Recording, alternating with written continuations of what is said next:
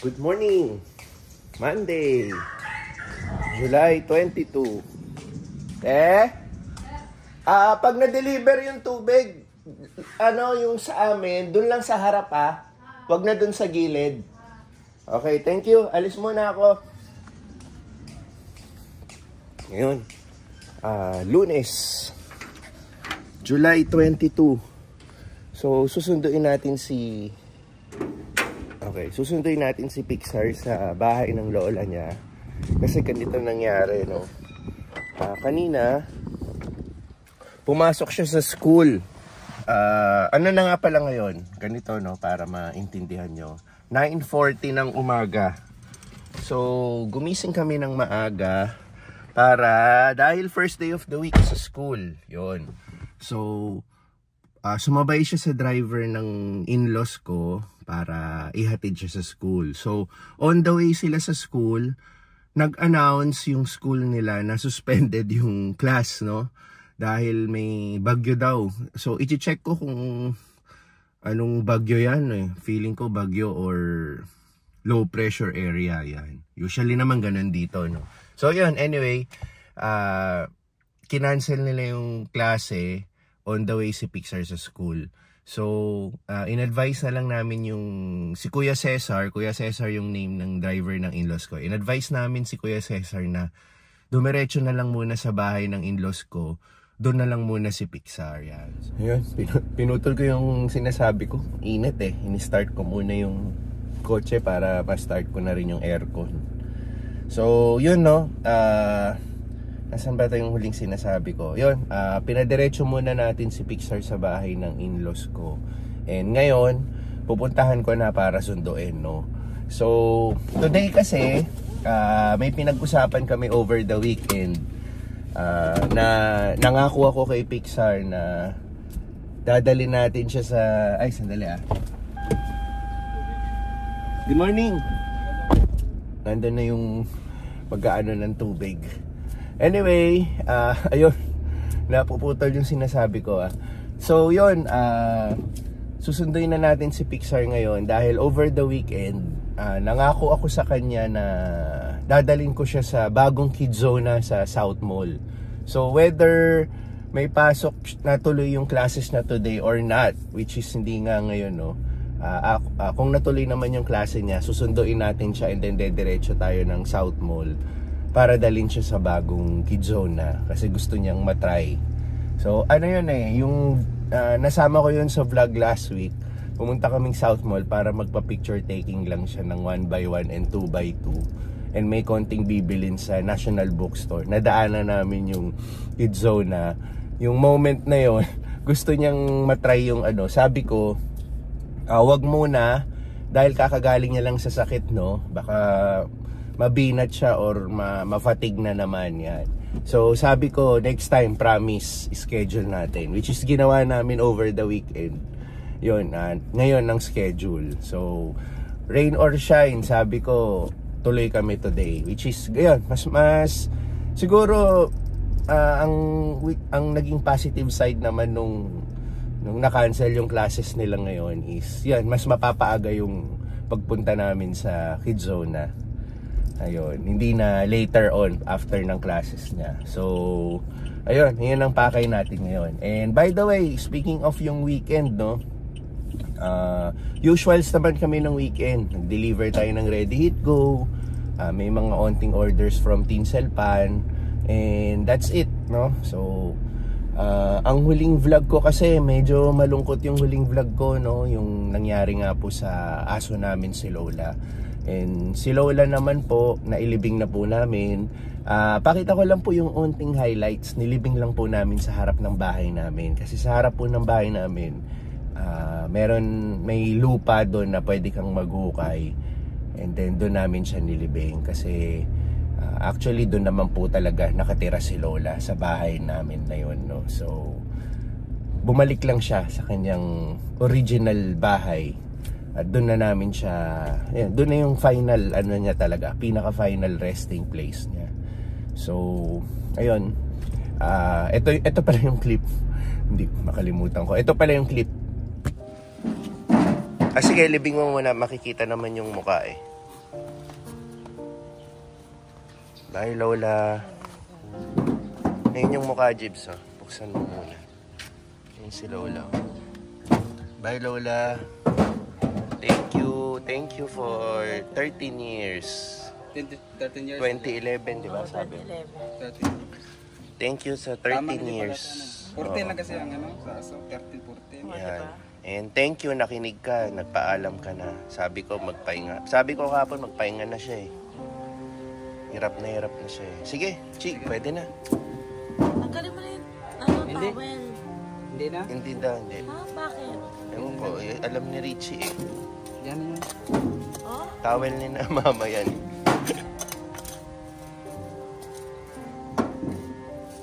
Tapos pag nagtagal, pwede naman tanggalin na yan. Oh, matanggal yan ba? Buto na lang yan. Buto na yan eh. Okay pa rin ko yan. Para ano lang, hindi medyo ano lang. Yun, gaya doon. Naglipin ko ni ano. Si Sam tsaka si ano, di ba? May mga buto Si pa Oreo, rin si... ni Oreo. Okay. Nandun pa yung buto ni Oreo. Oo. Okay, Lola. Sa pet grade. Say ano, say hi to all the ano. Kina ano tawag doon? Sina Oreo, si Sam, Lucky. si Lucky, si Tisoy, lahat. So, yun, nakita nyo kung saan namin nilagay si Lola. Yung kung saan namin nilagay si Lola, yung hilera noon, doon din nakalibing yung mga na maalam naming mga alaga, no, yung pusa at aso. So magkakasama na sila doon. So parang naging ano na rin yung harapan namin, pet cemetery.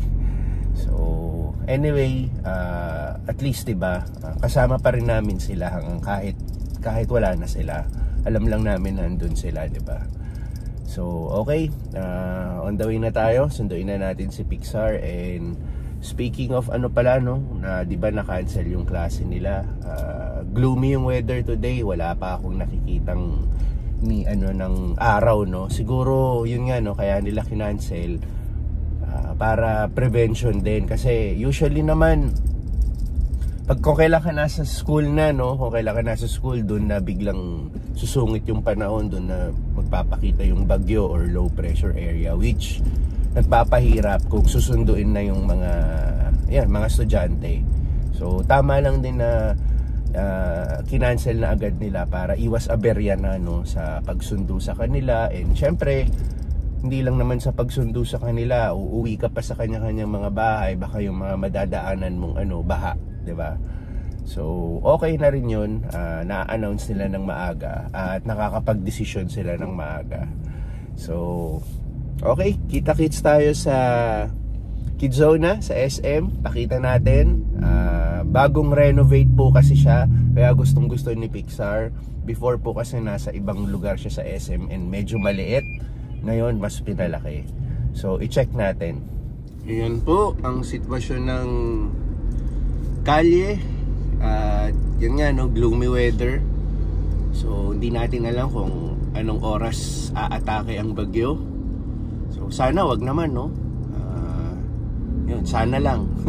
Pero kung mayroon talagang naka-forecast na so mag-ready na lang tayo. Okay, yan na si Pixar. Say hi to the vlog. Sinundo na natin. At kinakain niya ng kanyang mga baon sa school. So, ang mangyayari, sasamahan niya muna ako mag-workout. Yan. Kasi ipapakain na natin yung lunch, yung snacks and lunch niya para may laman na yung tiyan niya. So, habang pinapababa yung kinain niya, mag-workout muna tayo. And then after natin mag-workout, pwede na natin siyang dalhin sa Kidzona. Yeah, Kidzona! Napabilis! Yun. Anyway, sige, kita-kits tayo doon. And, ay, Pixar! I will, change clothes, ha? Nagdala ako ng damit mo. Papalitan din natin siya kasi yung sinuot niya for school, susuotin niya pa yan bukas. Sayang eh. Okay, yan, nagpalit na siya.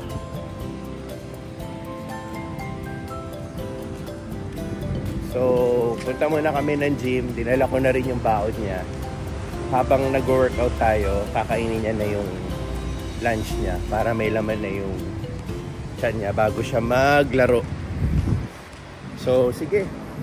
By the way, ito nga pala yung weather natin today, ano? Tapos na-research ko pala, ang bagyo pala is bagyong Carina. C-A-R-I-N-A. Bagyong Carina. So far, wala pa naman umuulan, no, or ano. Pero nararamdaman mo yung hangin, lumalakas. Tsaka yung ulap nga, no, medyo gloomy na. So, dito ka. Okay, sige. Finish workout. Ayan, natuluyan na. Nag-uumpisa na umulan. Kanina nag-umpisa, malakas-lakas. So, ayun, punta na kami ng kids zone na. Pinakain ko na rin siya habang nag-workout tayo. So, nakapagpahinga na rin siya. Pwede na siya maglaro.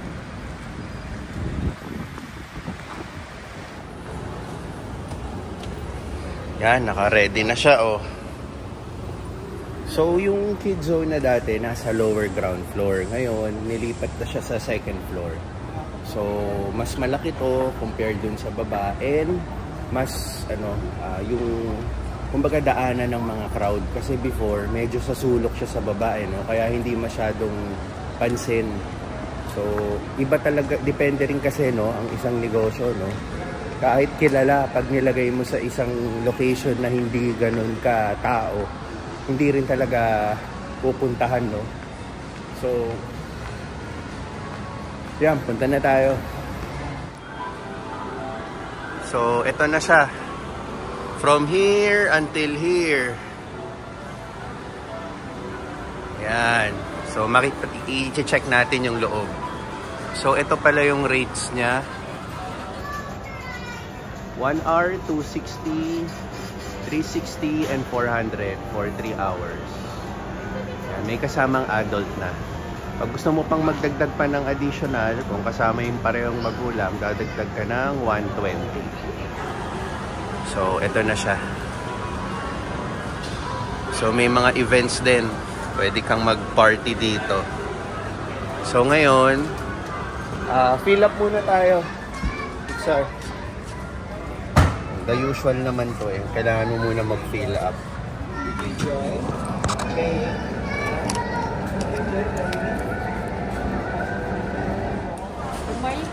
Doon lang tayo sa 1 hour. Bayad agad, no? Yes, 200. So, may Yakult din. Oh, locker 212. 212. Yan, sige. Put your slippers and then play na agad. O, simulan mo na. Ay, maglalagay pa tayo. Tsinelas din. So, yung locker pala, pang mga slippers lang. Wala, hindi kasya yung mga bag natin.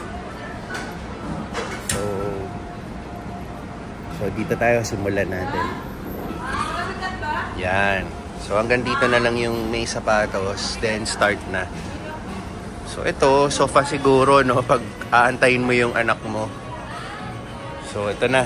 Ikutin natin, para makita nyo.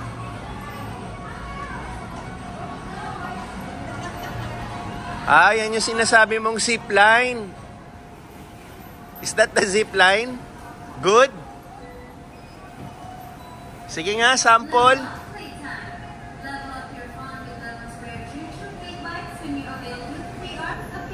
O, sige, go.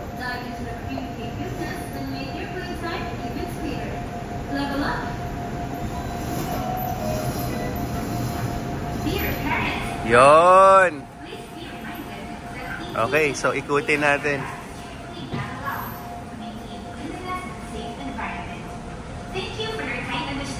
So, mas maluwag nga talaga to.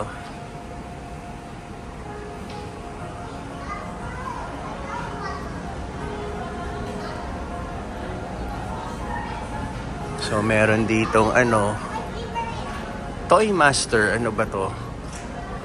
Parang educational, Tapos meron din dito kung ano-ano.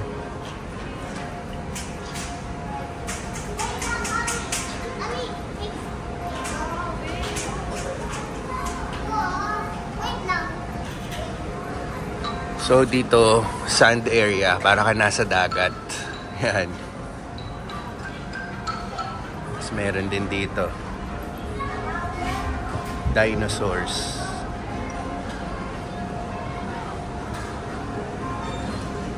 So yun nga, mas pinaganda, mas pinalaki, tas dumagdag yung mga pwedeng options nilang laruan. And yun nga lang, I think nagmahal ng kaunti. Hindi siya 260 per hour before eh. Parang I think 200 lang or 220. So anyway, sana si Pixar. Oh, nandun na agad siya sa sand. Ayun, kailangan magsuot ng bota. Ayan, kasi papasok nga naman sa ano. Sir, what kind of sand is that? It's like the one you're playing at home. Ayan. Isa yan sa gusto niya eh. So, ayun. Ako naman ay uupo na lang somewhere. At antayin natin si Pixar. Kasi hindi, ang ano pala dito sa Kidzona, hindi mo pwedeng iwan. Kailangan may guardian talagang kasama. So, dito na lang tayo sa chair.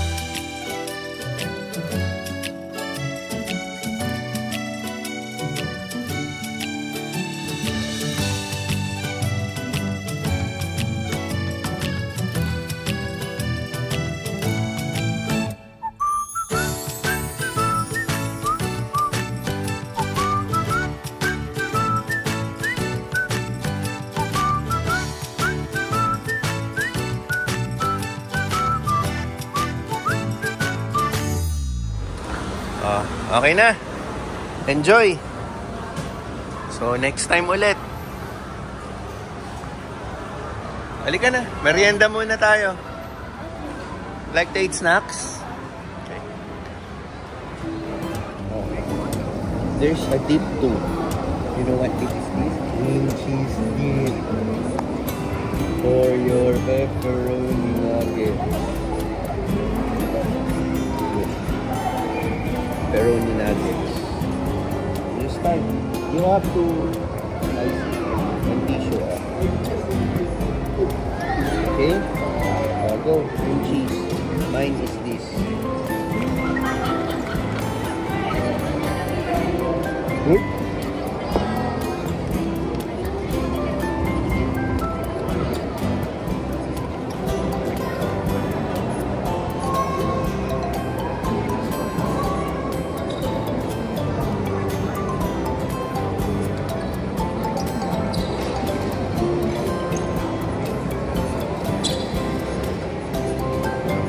How's the taste? Good? With cream cheese?